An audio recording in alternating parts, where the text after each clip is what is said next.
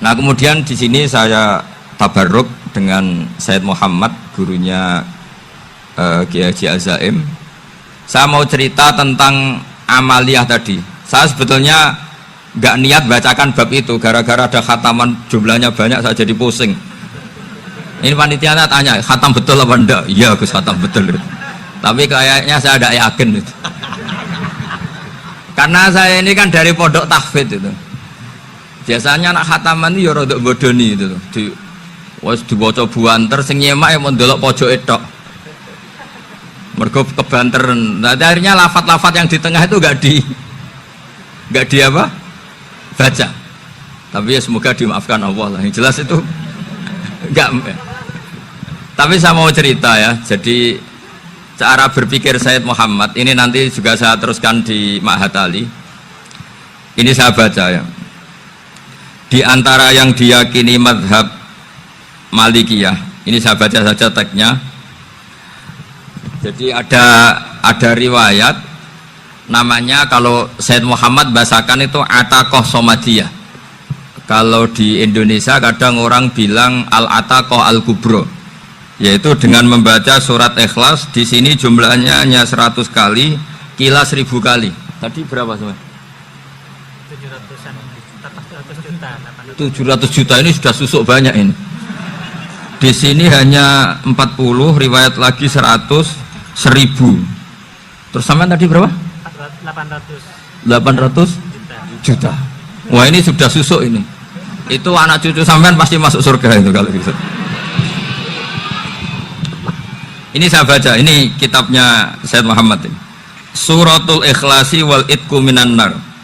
Akhrajat Tabrani fil Kabir an Fairuz ad-Dailami wa wa ibnu Uftin Najasi. Waqad khadaman Nabiyya sallallahu alaihi wasallam. Orang ini jadi khadimnya Nabi. Qala Rasulullah sallallahu alaihi wasallam, "Man qara'a qul huwallahu ahad mi'ata marratin fis shalat ghairiha kataballahu lahu bara'atan minan nar." Ini hanya berapa ini? Mi'ata marrah. Berarti kalau satu orang itu cukup 100. Tadi sudah untuk 7 turunan tadi, untuk orang berapa? 800 juta. Ya, untuk 7 turunan cukup ya? Cukup. Untuk 7 turunan. Ya, sudah susuk ini, sudah susuk ini. Aduh, ribet ini. Nah ini tak cari pembenarannya, ini supaya keren. Ini di halaman 188 Abwabul Farad. Warwa Ibrahim bin Muhammad Al-Khiyari fi fawaitihi an Hudzaifah marfu'an. Man qara'a qul huwallahu ahad alfa marratin faqad ishtara nafsahu minallah. Berarti 100, ada riwayat lagi 1000. Nanti tak carikan lagi yang berapa? 1 miliar mungkin. Jangan banyak-banyak. Nah ini saya baca ya. Wa hadzal adatu huwa al-ma'rufu bi ataqatis somadiyah. Wa qad nassa jama'atun mutaakhiril malikiyah ala istihbabi ataqatis somadiyah. Wa haddu ala qiraatiha wa istimaliha. Minhum Asy-Syaikh Abdus Salam Al-Asmar sak terusé ini. Jadi kullu haula'i istahabbu ataqatas somadiyah ma'atirafi ba'dihim kal misnawi bisiddati fi hadisiha. I'timadan ala anna hadza minal fadha'il allati yutasahalu fiha. Faman sa'a yasta'milaha raja'a khusula ma fiha fala ba'sa bidzalik ala syarti alla ya'taqida thubuta dzalika anin nabi sallallahu alaihi wasallam hatta la yaqa fil kitsbi alaihi. Jadi intinya itu silahkan Anda bikin jumlah sesuai versi Anda. Yang penting Anda jangan kampanye kalau itu perintah Kanjeng Nabi Muhammad sallallahu alaihi wasallam. Karena kalau kamu atasnamakan Nabi kemudian jumlahnya sampai 800 berapa? 800 juta, berarti Nabi mengajarkan masyaqqah pada umatnya. Jadi cukup yang riwayat itu di sini hanya 100 sama 1000. Jadi kalau jumlah tadi untuk 7 apa? Turunan.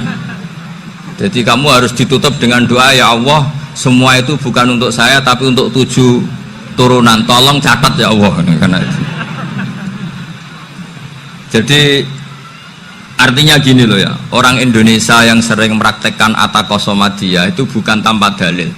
Ternyata dalam mazhab Maliki, saya masih ingat ketika mbah saya kandung, bapaknya bapak, asmane Mbah Nur Syam, itu wasiatnya minta dibacakan 4000. Yang baca pas itu ya bapak sama anak-anaknya. Dan kemudian alhamdulillah zaman akhir itu mulai agak ngawur. Kalau ada acara itu wong liya kon maca anake mlebu metu gak melok maca. Itu keliru, saya jamin itu keliru. Saya sering kalau mimpin di rumah, kalau yasinan di tonggo-tonggo kok anaknya gak maca, saya keluar. Bapakmu wong liya kok kon maca, kata saya gitu.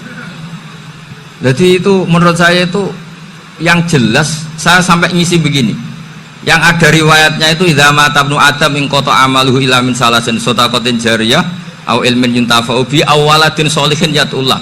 Itu tidak ada di hadis au kiyayin sholihin yatullah, kata. Yang ada itu awaladin apa? Sholihin. Jadi anaknya harus ikut, kalau tidak ada usah, kata. Akhirnya anaknya dawuh tinggi Gus nggih. Akhirnya tak kei jagung paling akeh, kula mendet sithik. Wong aku ra anake kok. Kadang-kadang enggak, orang lain baca buahnya anaknya mau mlebu metu mau enggak no tamu mbek rokokan. Itu harus ditobatkan itu. Keliru itu. Karena nasnya bukan au kiyayin sholihin tapi au waladin sholihin. Ini bukan provokator, ini memang iya seperti itu. Nah, terus tentang tadi la ilaha illallah yang didawuhkan Gus Azaim. La ilaha illallah itu penting sekali, cuma saya mohon itu dielmoni lah. Jadi dulu kalimat ini menjadi spesial karena dielmoni, karena dimulai dari fa'lam annahu la ilaha illallah. Terusannya ayat tuh wastaghfir li dzambika walil mu'minina wal mu'minat. Saya ulang lagi ya. Terusannya ayat tuh wastaghfir li dzambika walil mu'minina wal mu'minat. Makanya menurut mazhab Sadili, kamu disuruh baca la ilaha illallah dulu, jangan istighfar dulu. Saya ulang lagi ya. Dalam mazhab Sadiliyah itu la ilaha illallah dulu, nggak boleh istighfar dulu. Alasannya masuk akal. Orang yang kafir 70 tahun itu sekali baca la ilaha illallah itu langsung yughfar lahum ma qad salaf. Sehingga la ilaha illallah sendiri sudah punya kekuatan supaya dosa kita diampuni. Qul lil ladzina kafaru iyantahu yughfar lahum ma qad salaf. Cara menghentikan kekafiran gimana? Dia melafadzkan la ilaha illallah. Ini kalimat yang begitu saktinya sampai orang yang kafir puluhan tahun itu dosanya semuanya terhapus hanya karena melafadzkan la ilaha illallah. Nah, makanya kata Abdul Hasan As-Sadili wastaghfir li dzambika ay bihadil kalimah. Seseorang sah diistighfar itu kalau melafadzkan la ilaha illallah. Misalnya ada orang kafir mati kafir, sah nggak anak cucunya mengistighfari dia? Tidak sah karena belum melafadzkan la ilaha illallah. Makanya kata Abdul Hasan As-Sadili wastaghfir li dzambika ay bihadil kalimah. Sehingga lafadz ini spesial betul. Tapi kadang-kadang beberapa mursyid cara berpikir lain. Ini kalimat thayyibah harus dibaca orang suci, sehingga mendahulukan apa? Istighfar. Untuk supaya pas ngelafatkan kalimat thayyibah sudah dalam keadaan apa? Suci. Itu juga masuk akal. Tapi secara meyakinkan saya sendiri lebih mengikuti manhajnya Abil Hasan As-Sadili karena alasannya tadi, yang kafir puluhan tahun saja langsung luntur dosanya karena melafatkan la ilaha illallah. Artinya la ilaha illallah sendiri sudah bagian dari istighfar. Nah, ya tadi buktinya fa'lam annahu la ilaha illallah terus wastaghfir li dzambika walil mu'minina. Jadi orang sah diistighfari itu setelah dipastikan sah tauhidnya. Jadi setelah tauhidnya sah yaitu la ilaha illallah baru sah apa? Diistighfari. Sehingga orang kafir, saya ulang lagi, orang kafir yang mati kafir anak cucunya tidak boleh apa? Tidak boleh menistighfari. Terus saran saya kedua, la ilaha illallah itu filosofinya itu nafyun li uluhiyati ghairillah wa isbatun li uluhiyatillah wahda. Filosofi la ilaha illallah itu gimana? Menafikan semua selain Allah itu tidak Tuhan dan hanya menuhankan Allah semata. Nah itu caranya gimana? Caranya kita harus terbiasa. Ini karena tadi saya dibilangin panitia ini rata-rata mustameknya atau mustamiatnya ini santri. Caranya gimana? Dilatih pakai logika. Saya berkali-kali cerita kalau ngaji, saya sekaligus kampanye. Allah itu Tuhan yang begitu fair. Untuk menjadi Tuhan Allah mempersilahkan, ada kualifikasi Tuhan. Jadi boleh dikompetisikan, itu boleh kata Allah. Nggak apa-apa kamu ngaku Tuhan gitu kata Allah. Tapi nak ngaku pangeran itu paling gak ya direputasi lah. Ada verifikasinya. Dimulai dari apa? Ya kalau jadi Tuhan itu setidaknya bikin langit bumi lah. Aturannya gitu. Jadi kalau daftar bupati ya daftarlah ke KPU. Masa tahu-tahu jadi apa? Tuhan kemudian tidak punya prestasi bikin langit bumi. Sehingga Allah itu cara ngendikan itu ya fair. Qul ara'aitum ma tad'una min dunillah aruni madza khalaqu minal ardi am lahum syirkun fis samawat. Coba yang kamu tuhankan selain saya, prestasinya apa kan? Ketika saya bikin bumi itu apa ikut bikin? Terus am lahum syirkun fis samawat. Kalau bikin langit, kalau nggak bisa ya urun lah gitu.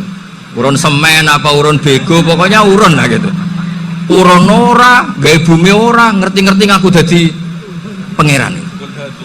Kul hatu burhanakum. Jadi ya kan ya lucu kan, misalnya syarat kiai di Salafiyah kan keluarga Kiai As'ad, cucunya ngaji ngalim. Orang keluarga Kiai As'ad tuh aku kiai utama di Salafiyah. Oh mesti di penjara ya. Lah yo gak gawe langit bumi, gak ada prestasi terus ngaku sebagai apa?